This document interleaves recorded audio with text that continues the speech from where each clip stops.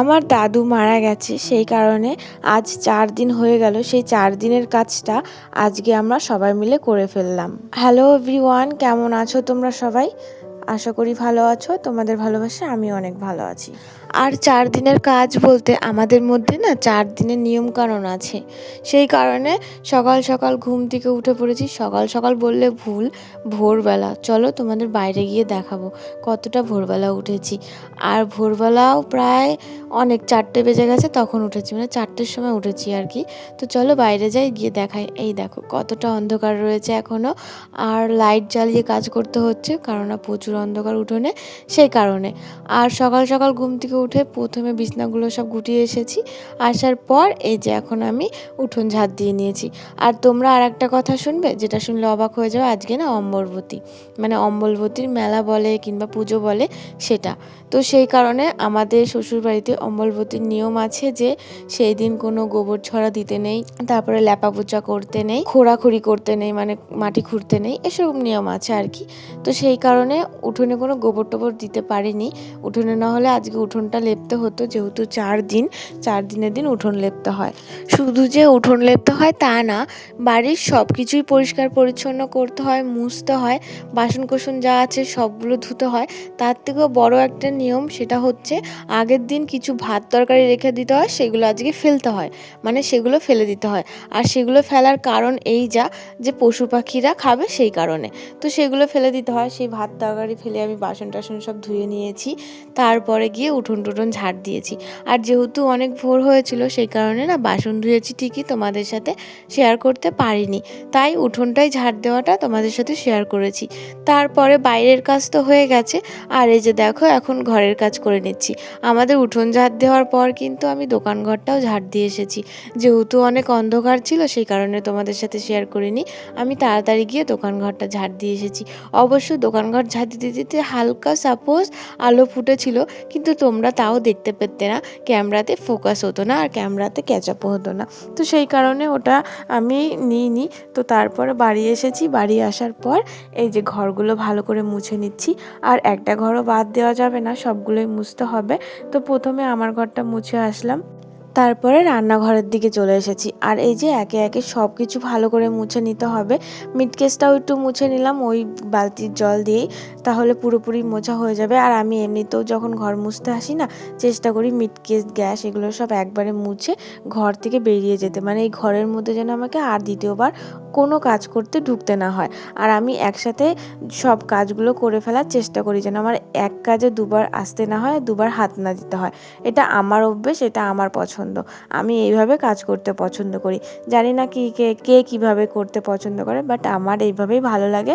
আমি একটা কাজ খুব শীঘ্রই শেষ করার চেষ্টা করি, যেন ওই কাজটা আমাকে বেশি টাইম নিয়ে করতেও না হয়, আর ওই কাজটার পেছনে আমাকে পড়ে থাকতেও না হয়, আর ওই কাজটার পেছনে আমাকে দ্বিতীয়বার হাতও না দিতে হয়। তো সেইভাবে আমি কাজ করার চেষ্টা করি। আর আশা করি আমি যেভাবে কাজ করি, কেউ এসে আমার কাজের মধ্যে কোনো খুঁত ধরতে পারবে না। আমি এতটাই নিখুঁতভাবে কাজ করার চেষ্টা করি। তো সবসময় চেষ্টা করি পরিষ্কার পরিচ্ছন্নভাবে কাজ করার। বললাম না, আমার কাজে কেউ খুঁত ধরতে পারবে না। যথাযথ চেষ্টা করি নিখুঁতভাবে কাজ করার। তারপর দেখো ওইদিকে সিঁড়ির ঘর, রান্নাঘর ঝাড় দিয়ে চলে এসেছি।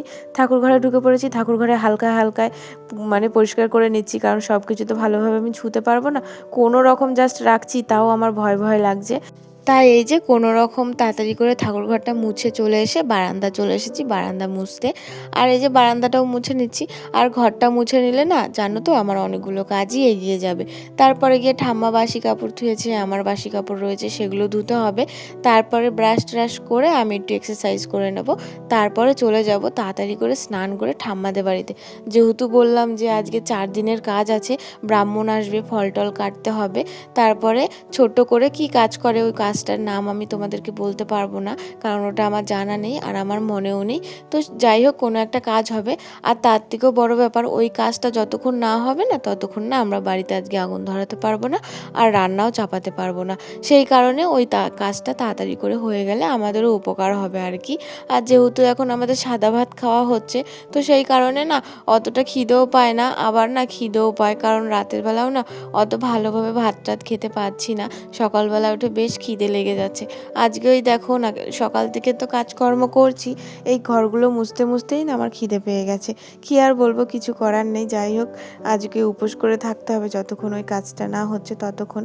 তারপর দেখো ঘরটার মুছে এসে একবারে চলে এসেছি ঠাম্মার কাপড়টা ধুয়ে দিতে। ঠাম্মা কাপড় ছেড়ে চলে গেছে, মানে ছেড়ে নে চান করে চলে গেছে। আর আজকে তো সকাল সকাল সব কাজ কমপ্লিট করার পর চানটাও করে ফেলতে হবে, সেই কারণে ঠাম্মা চান করে কাপড়টা ধুয়ে চলে গেছে। অন্য অন্য দিন ছেড়ে যায়, সেটা আমি ধুয়ে দিই। তারপরে ঘরে গেছি, আমি ঘরে গিয়ে দেখি আমার কাপড়টাও বাসি কাপড় রয়েছে, তাই আমার বাসি কাপড়টাও এসে তাড়াতাড়ি করে ধুয়ে দিলাম। তাই ওটা এখন আমি মেলে দিয়ে দিচ্ছি। আর এই তো অনেক সকাল সকাল জামা কাপড় মেলে দিচ্ছি, রোদ ওঠার আগে না জামা কাপড়গুলো শুকিয়ে যাবে, তাহলে না অতটার রং চটার ভয় থাকবে না। আর আমাদের এখানটা যেহেতু অনেক পরিমাণে রোদ আসে, তো সেই কারণে একটু সমস্যা হয়, জামা কাপড়গুলো জ্বলে যাওয়ার ভয় থাকে। তাই সকাল সকালই দিয়ে দিচ্ছি রোদ ওঠার আগেই। তো রোদ উঠতে উঠতে প্রায় অনেকটাই শুকিয়ে যাবে, তারপরে গিয়ে ঘরে হালকা করে মেলে দিলেই হয়ে যাবে। তারপরে এদিকে আমি ব্রাশ করে নিচ্ছি, ব্রাশ করে নিয়ে ঘরে গিয়ে একটু এক্সারসাইজ করব। তো এক্সারসাইজ তোমাদের সাথে আমি শেয়ার করি না, কারণ আমার লজ্জা লাগে। যাই হোক, তো আমার খারাপও লাগে, লজ্জাও লাগে, তাই ওটা নিজের মধ্যেই থাক, নিজের পার্সোনাল জিনিস নিজের মধ্যেই থাক। তারপরে এই যে দেখো ব্রাশ করে নিলাম, এরপর মুখ টুক ধুয়ে স্নান করে নেবো একবারে, মানে এক্সারসাইজ তো করবোই, সেটা তো তোমাদের সাথে শেয়ার করব না, তাই স্নান করে নেবো। স্নান করে তারপরে রেডি হয়ে ঠাম্মাদের বাড়ি চলে যাব। তো দেখো মুখ ধোয়া হয়ে গেছে, এই যে চলে যাচ্ছি ঘরের মধ্যে, এখন আমি এক্সারসাইজ করব। কিন্তু তোমাদের সাথে দুঃখের বিষয়, এক্সারসাইজটা আমি শেয়ার করতে পারবো না। এই যে দেখো পুরো ঘেমে অস্থির হয়ে গেছি, এখন আমি একটু বাইরে যাচ্ছি ফ্রেশ হতে। এখন একবারে চান করে ঘরে ঢুকবো। তো দেখো যখন আমরা পুজো দিতে পারি না, তখন আমাদের কাছে এত সুন্দর ফুল ফোটে। আর তোমরা দেখতেই পাচ্ছ কত সুন্দর কতগুলো ফুল ফুটেছে। তারপর এই যে স্নান করে একবারে শাড়ি পরে চলে এসেছি, কারণ ঠাম্মার বাড়ি যাবো। আর ঠাম্মার বাড়ি যেহেতু এখান থেকে একটু দূরে, তো শাড়ি পরে না গেলে ভালোও লাগবে না, আর ওখানে যেহেতু কাজ হবে, নাইটি টাইটি পরেও ভালো লাগবে না, তাই আমি একবারে শাড়ি পরে যাচ্ছি। আর বাড়ির বউদের শাড়ি পরলেই ভালো লাগে, শাড়িতেই ভালো লাগে। আর এই ইদানিং দুদিন ধরে যে শাড়ি পরছি না, আমার না বেশ ভালো লাগছে শাড়ি পরে। খালি এই যে একটু কষ্ট হয়ে যাচ্ছে, এখন ভাবি যে ডেলি যদি শাড়ি পরি না অভ্যেসও হয়ে যাবে, কিন্তু তা না, আমার খুব কষ্ট হয়, আমি কোনো মতে সহ্য করতে পারি না, শাড়ি পরে হ্যান্ডেল করতে পারি না। একদিন শাড়ি পরলে সারাদিন যদি শাড়ি পরে থাকি, সেদিন আমাকে সারাদিনে 3-4 বার শাড়িটা আবার ঠিক করতে হয়, মানে পুরোটাই খুলে আবার ঠিক করতে হয়, কারণ এত পরিমাণে আমার শাড়ি এলোমেলো হয়ে যায়। তারপর যাওয়ার পথে এই যে দেখো এখানে কি সুন্দর একটা জবা ফুলগুলো ফুটে রয়েছে, আর জবা ফুলের পাতাগুলো যে এত চকচক করছে সেটা বলার বাইরে, আর এতটা ভালো লাগছে তোমরা দেখতেই পাচ্ছ। তো যেতে যেতে এইটা তোমাদের সুন্দর একটা মুহূর্ত তোমাদেরকে শেয়ার করে দিলাম। তারপর পৌঁছে গেছি, এখানে আমি আর আমার ননদিনী বসে রয়েছি। এটা হচ্ছে মেজো দাদু শ্বশুরের ছোট্ট নাতনি, তো তাদের বাড়ি চলে গেছি। আর এই যেখানে বসেছিলাম, বসে থাকার পর ও ফোনের মধ্যে কি করছিল সেটা একটু দেখে নিচ্ছিলাম। আর এখানটায় জানলা খোলার পর ঘরেরটা এত আলো হয়ে গেছে, আমার মুখ দেখলেই তোমরা বুঝতে পারবে। তারপর এখানে অনেকক্ষণ বসে বসে চুলগুলো শুকিয়ে নিয়েছিলাম, যেহেতু চান করে এসেছি চুলগুলো ভেজা রয়েছে, ফ্যান চালিয়ে চুল শুকিয়ে নিয়েছিলাম। আর আমরা তো মাথাও আঁচড়াতে পারছি না 3-4 দিন ধরে, আজকে তো 4 দিন ধরে, আর 15 দিন মাথাও আঁচড়াতে পারবো না। তো সেই কারণে চুলগুলো এখন থেকেই যেন কেমন হয়ে গেছে, তোমরা দেখতেই পাচ্ছ অনেক ড্যামেজ হয়ে গেছে চুলগুলো। তো আমার চুলগুলো নিয়ে একটু চিন্তা হচ্ছে, এছাড়া আর কিছু না। তো খুবই চিন্তা হচ্ছে, আমার হেয়ার ফল হচ্ছে সেই কারণেও। তারপর এখানে দেখো ব্রাহ্মণ যেটু কাজ করতে শুরু করে দিয়েছে, তোমরা কাজটা দেখো, আর কোনো কথা বলবো না। আর ভিডিওটা ভালো লাগলে কিন্তু অবশ্যই একটা লাইক করে দিও। তুলসীটা ধরে তোলে না, নমো পোতা চরণেভ্যং নমো নমো পিতৃ চরণেভ্যং নমো নমো। বেশ ওঠো, এবার দক্ষিণা দাও, বাকি যারা প্রণাম করবে প্রণাম করে। না না, আমরা তো খালি এতে চলিয়েছি। আনিনি গো, কেন তোর কাছে ফোন করছি আমি? কি করুম আজকে তো দাদু চা খাইতো। পুরোটা দিয়ে দেবো, একটু চা দিবি, পুরোটা দিয়ে চা দিবি। দাদু চা খাই। দাদু ভালো ঠান্ডাটাকে বল একটা বিস্কুট সিগারেট নিয়ে আসতে। দাদু রিয়াঞ্জন আমরা খাইতাম না, আগে তো খাইতো দাদু ভালো করে আগে তো খাওয়া খাইতো, হ্যাঁ আগে তো খাইতো, ভালো তো লাগতো। আমি মনে চা খাইতো। দুটো চার মারি তারপর এখন উনি আনে। মাত্র তোমারই আগে জল দিতে হতো। জল যাক গই যা খাইতে পারবে তা থাকবে কি হয়েছে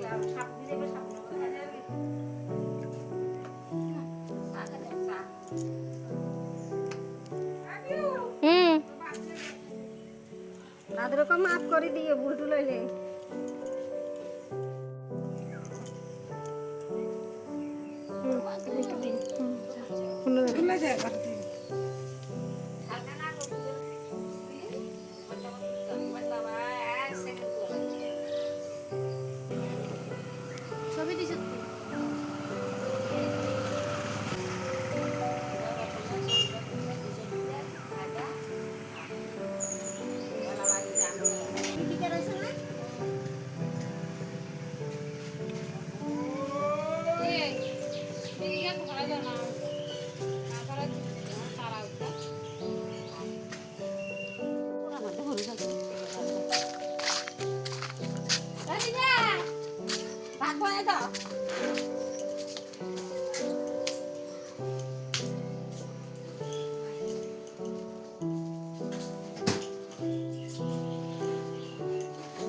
আসামের চা পাতা। তারপর তো বাড়ি চলে এসেছি আর তাড়াতাড়ি করে বাড়ি এসে রান্না চাপিয়ে দিয়েছি। তোমাদের তো বললামই যে কাজ যতক্ষণ কমপ্লিট না হবে ততক্ষণ রান্না চাপাতে পারবো না, সেই কারণে কাজ কমপ্লিট হয়ে যাওয়ার পর বাড়ি চলে এসেছি। আর এই যে এসে আগে রান্না চাপিয়ে দিয়েছি, আর রান্না হবে আলু দিয়ে ডাল আর ভাত, আর কিচ্ছু না। তো তাড়াতাড়ি করে এই যে প্রেসারে বসিয়ে দিয়েছি, আর প্রেসারের মধ্যে আলু ডালটাও বসিয়ে দেবো। তার আগে চলো ভাতের জল তো মা দিয়েই রেখেছিল আগে, আর এখন চালগুলো দিয়ে দিলাম, এরপর ডালটাও বসিয়ে দেবো। তো দেখো চালগুলো দেওয়া হয়ে গেছে, এরপর চলো সুন্দর করে ডালটাও বসিয়ে দিই। আর এদিকে মা প্রেসার কুকারটাও বসিয়ে দিল। প্রথমে তো আমি জল দিয়ে দিলাম 1 মগ, তারপর এদিকে মটরের ডালটা দিয়ে দিচ্ছি। আর সেদিন মার্কেট গিয়ে মটরের ডালটা নিয়ে এসেছিলাম। তারপর এখানে আলুগুলোও দিয়ে দিলাম, আর মা লঙ্কা চিড়ে পরে দিয়ে দিয়েছিল, সেটা দেখানো হয়নি। তারপর এই যে এখন গ্যাসটা ধরিয়ে দিলাম, ধরিয়ে দিয়ে এখন প্রেসার কুকারটা অফ করে দেবো। আর তার আগে চলো এখানটা গুটিয়ে, মানে সব এলোমেলো হয়ে রয়েছে। এক কথায় আমি কাজ করতে গিয়ে ওই এলোমেলো থাকলেও ভালো লাগে না, অন্তত গ্যাসে রান্না করতে গেলে। তারপরে যে দেখো সব এলোমেলো হয়ে রয়েছে, এগুলো গোটাতে ব্যস্ত হয়ে গেছে। এখানে মা লঙ্কা চিড়ে দিচ্ছিলো, সেই কারণে এখন আমি লঙ্কাটা দিতে পারিনি, প্রেসার কুকারের মুটকাটাও আটকাতে পারিনি, তাই আর কি। তারপরে যে দেখো মা লঙ্কা দিয়ে গেছে, আর ওইদিকে হাঁড়িতে জল কম ছিল বলে মা জল দিয়ে দিল। আর ওইদিকে আমি প্রেসার কুকারের মুটকাটাও আটকিয়ে দিয়ে এখানে এখন বসে রয়েছি। দুটো এখন রান্না হচ্ছে ওই যে সাইডে, তোমরা দেখতেই পাচ্ছ। আর এখানে আমি মাকে বলছিলাম প্রথমে কাচের গ্লাস, এখন সসপ্যান হয়েছে। মানে প্রথমে কাচের গ্লাসে লেবু জল খেতাম, এখন ডিরেক্ট সসপ্যানেই খেয়ে নিচ্ছি। মানে আজকে তো বেশি পরিমাণে এত ব্যস্ত রয়েছি, সেই কারণে আর কি। তো তোমরা ভিডিওটা দেখতে থাকো আর দেখো, আর কেমন হয়েছে অবশ্যই বলো। ভালো লাগলে কিন্তু অবশ্যই একটা লাইক, কমেন্ট, শেয়ার, সাবস্ক্রাইব করে দিও। আর এইভাবে আমার পাশে থেকো। তো পুরো ভিডিওটা দেখো, এনজয় করো। তো টাটা, দেখতে থাকো।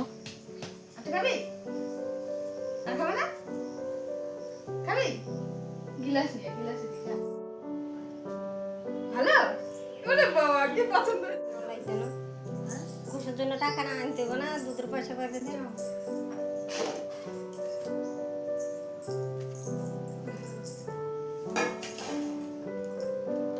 করতে ওইটা ডাল লবণ দিয়ে ঘাটি গুনে নিলেই তো হয়ে যাবে।